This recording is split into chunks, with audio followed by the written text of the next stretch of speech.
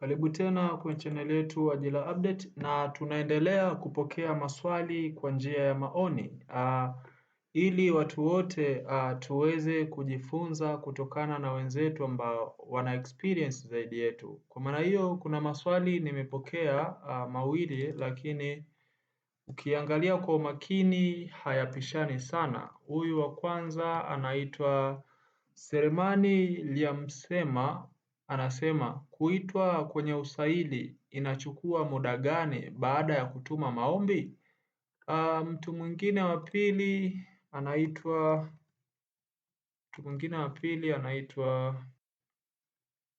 Godfrey Mlanda. Godfrey Mlanda anasema naomba kujua huu mchakato huu unatumia muda gani mpaka kuanza kuitwa kwenye usaili.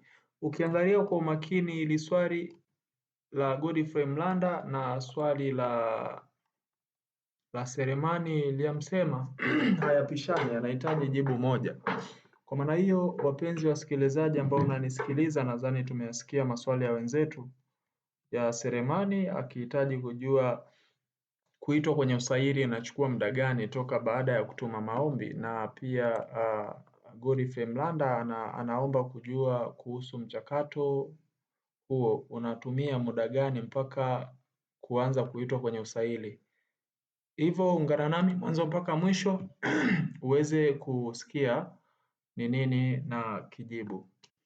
Kwa uelewa wangu recall back, tuseme kama watu wa uhamiaji, tukianza na uhamiaji posti zao zilitoka mwezi wa 12 kama unakumbuka, lakini kuitwa kwenye usaili walikuja kuitwa mwezi wa 2 kuelekea mwezi wa 3 kama sikosei. Mwezi wa 2 kuelekea mwezi wa 3 waliitwa kwenye usaili uhamiaji. Kwa hiyo ukipiga mahesabu pale ni kama miezi 2 au mwezi 1.5. Tukija kwenye kazi zingine za serikali, ukiachana na majeshi zilizotoka mwezi wa 12, waliitwa kwenye usaili mwezi wa 3. Mwezi wa 3 kuelekea mwezi wa 4 wakaitwa kwenye usaili. Kwa hiyo ukipiga mahesabu ni kama miezi 3 au 2. Kwa maana hiyo, kwa takwimu hii tunapata jibu gani? Ni kwamba kuitwa kwenye usaili huwa haiko specific. Umenielewa? Haipo specific kwamba watatumia mwezi mmoja, baada ya mwezi mmoja ndio wataita, lakini kwa makadirio ya kiubinadamu kwenye usaili mtu kuanza kuitwa inaweza kachukua hata mwezi na nusu. Yes, kwa makadirio ya haraka manake mpaka wapitie maombi yenu. Wakishapitia maombi wanachukua the best kwenye maombi, alafu ndio wanaanza kuwatafuta.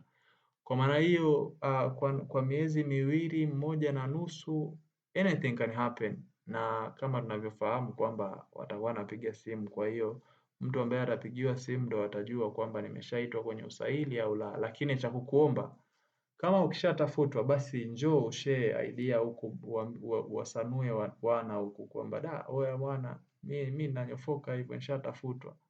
Yes, utawapa moyo na watakutia nguvu, wakupe kila la heri unakoenda.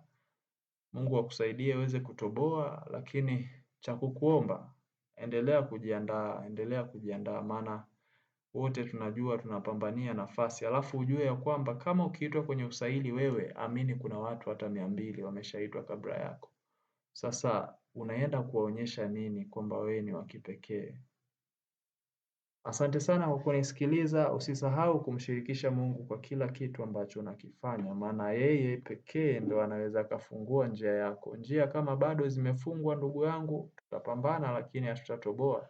Ila Mungu akishasema lazima utembee, lazima utoboe, basi hamna wa kupinga. Chao.